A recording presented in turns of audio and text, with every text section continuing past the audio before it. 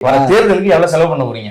நாங்களா சும்மா எப்படி குறைச்சி வச்சாலும் ஒரு 40 லட்சம் 4 லட்சம் முன்னாங்க 100 4 40 எப்படி போனாலும் ஒரு 25 கோடியிலிருந்து 30 கோடி மொத்தம் ஆல் ஓவர் தமிழ்நாட்டுக்கு. அரசாங்கம் அலோவ் பண்ணிருக்குல்ல ஒரு அளவு, அந்த அமௌண்ட் தான். அவர் வந்து அபிஷியலா கேட்கல, அன்அபிஷியலா எவ்வளவு செலவு பண்ணுவோம்? அன்அபிஷியலா எல்லாம் நாங்க செலவு பண்ண மாட்டோம். எங்களுக்கு அன்அபிஷியலா செலவு பண்ணதுக்கு நாங்க என்ன இவங்கள மாதிரி என்ன நாங்க என்ன திரள் நிதியா வாங்கி வச்சிருக்கோம்? நல்லா புரிஞ்சுங்க.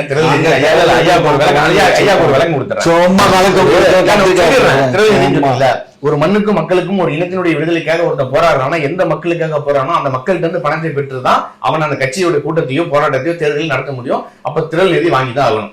ஐயா கருணாநிதி அவர்களே நிதி கேட்டிருக்காரு. இப்ப வரைக்கும் ஐயா கருணாநிதி கேட்டாரு, ஐயா ஸ்டாலின் கேட்டாரு, இப்ப உதயநிதி கேட்டாங்க. இப்ப அந்த காணொலி வேணா நான் காட்டணுமா? நிதி கொடுங்கன்னு சொல்ற காணொலியா?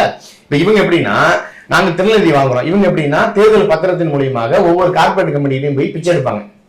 ஐயா எங்களுக்கு பணம் கொடுங்க ஐயா, நீங்க கம்பெனி நடத்திக்கிங்க ஐயா, எவ்வளவு வேணாலும் தண்ணியை கொள்ளையடிச்சிக்கிங்க ஐயா, எவ்வளவு வேணாலும் மின்சாரத்தை கொள்ளையடிச்சிக்கிங்க ஐயா, எவ்வளவு வேணாலும் இந்த நிலத்தை நாசமாக்கிக்கிங்க ஐயா, உங்க கழிவு நீரெல்லாம் இந்த ஆத்துல விடுங்க ஐயா, ஆனா எனக்கு பணத்தை மட்டும் கொடுங்க ஐயான்னு பிச்சை எடுப்பாங்க. தேர்தல் பத்திரம் இருக்குல்ல, அதுல பிச்சை எடுக்கிறவங்க.